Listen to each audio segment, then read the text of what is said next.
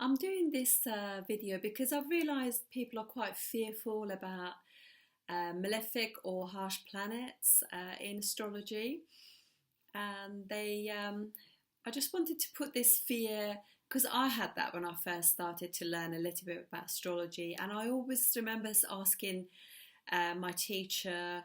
My teachers, I should say, because I've had several different ones for different things, and why is there's so many malefic planets and really very, very few benefic planets? And because Venus and Jupiter are just naturally quite giving planets, they give quite easily.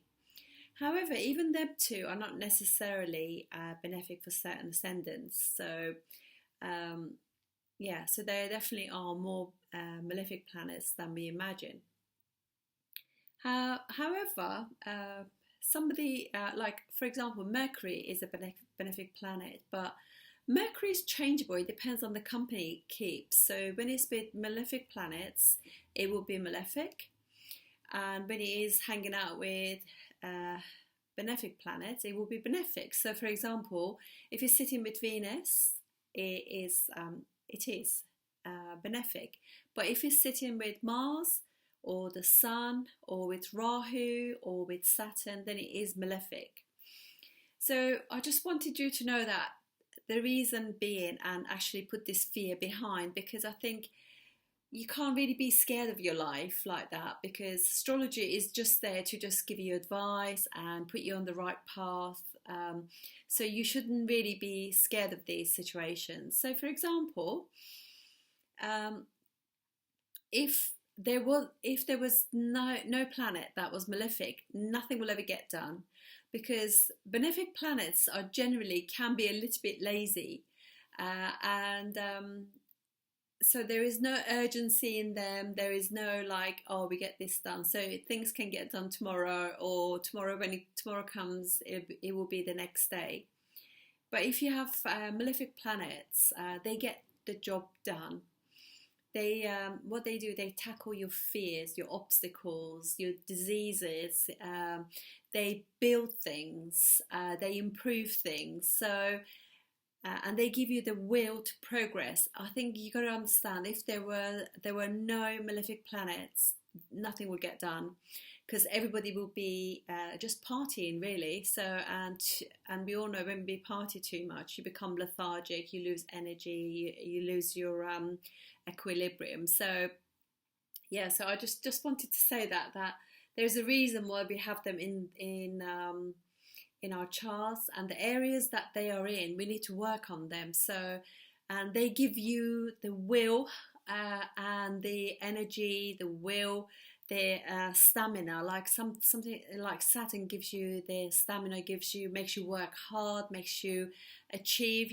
Without kind of without Saturnian things, nothing would really get done, because obviously some of these, what I mentioned, also include that, like, for example, building bridges, building bricks. I mean, I know some of it to do with Mars and Saturn, but nonetheless, building foundations, people who work in sewages, dustmen, all those services, they're all the service, hospitals, all the people who look after us, they all are Saturnian people. So imagine if there was it can't all be like eating in a restaurant. In the restaurant, there's somebody in the kitchen cooking and dealing with the heat and the steam, and the scrubbing of the floors, the bleaching and disinfecting things. So all of these things have got to happen in order to have a good experience. And I want you to be able to sort of like realize the importance of malefic planets. Now that I've discussed that, I might as well just go ahead and just tell you other things as well about that. So malefic planets do really, really well in what are called the Dushtana houses. These are 6th, 8th, and 12th.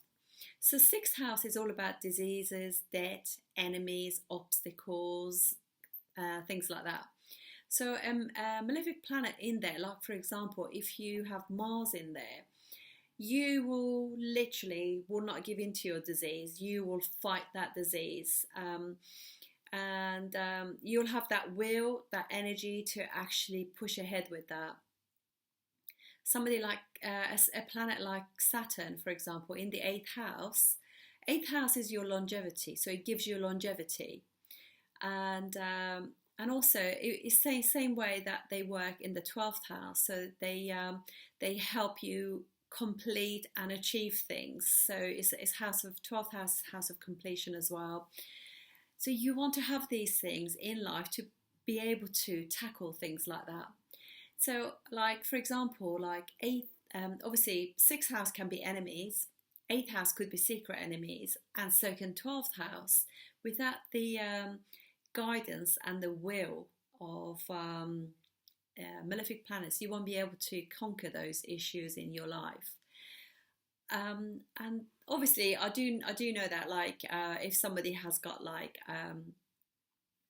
say for example, Jupiter in their sixth house, that just means that you probably don't have any enemies. You know, people just quite like you and everything.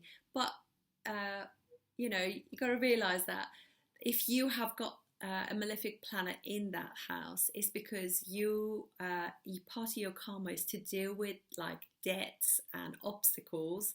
And if you're lucky enough to have then a malefic planet there, they will support you. They make you achieve progress and put things to an end. So those are the ones that I wanted to point out.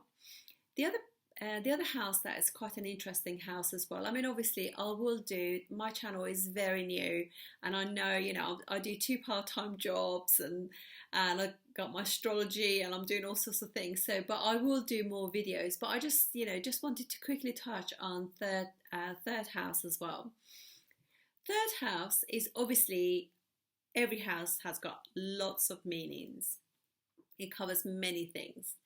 One of the things that the third house does is house of desire, obviously, but it's also house of bravery. So if you have a malefic planet in your third house, you bet your bottom dollar that person will have the will, energy, and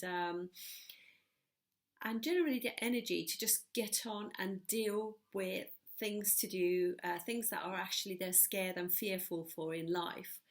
That's another thing that they can help you with. They make you nice and strong.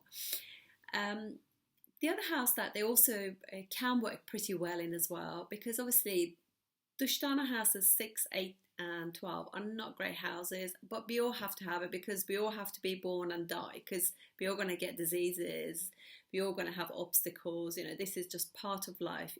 In fact, if you have people who haven't been through all of that, you probably feel as though you don't have that much in common with them, because a natural process of life is to deal with that kind of thing. But third and 11th houses, they're also houses of desires. So as I said, you know, third house can make you brave if you have a malefic planet sitting there, and 11th house similar as well. If you have them, it does kind of allows you to achieve your highest desires as well. So this is literally just to tell you a little bit about like not being afraid of your chart. Don't be fearful. Oh my gosh, she said this, you know, because I think in one of my videos I mentioned that I had failures, and it was because I have moon in Sagittarius, and it is true, Sagittarius as a sign can bring downfalls, but that was my own fault. It's actually not a good house anyway, but the planet that I have in there, I literally I have not been that connected with that chakra, with that planet, and as typically, you know, like certain degrees in Sagittarius, which again I will do videos about, people can just think as that they know it all, you know, and serves me right, because I had to really struggle for many years, and but that was also the making of me as well, because at first I was very quickly pointing fingers at other people, and it wasn't my fault. It was Dada, him, her, you know, everybody else, not myself. I was the culprit. I caused my own downfall, my own issues. So this is what I just want to say to you.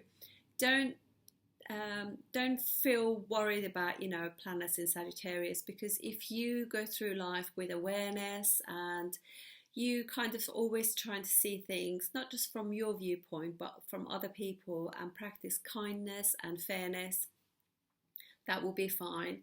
And typically what I was doing, because Sagittarius can be a little bit like preaching, I know best, I know the truth, and they forget that everybody have their own version of truth, and they could bang on about it too. I banged on about it too much, particularly to do with this planet, because it's not in good condition, and because at the time I was completely deluded. So don't let my delusion and my fears put you off. I had to tackle that, and I had to just grow some, be a bigger girl and face my fears, and not get intimidated by life, and press forward and progress. And I did. As a result of the hardship and downfall that I had, I did build a much stronger foundation, because my foundations were not strong. It was all in my head. It wasn't true. So I was living a life for other people. You can find all of that in a video that I posted 2-3 days ago. So I wish you well, and let me know how you get on. I speak to you soon. Thank you very much.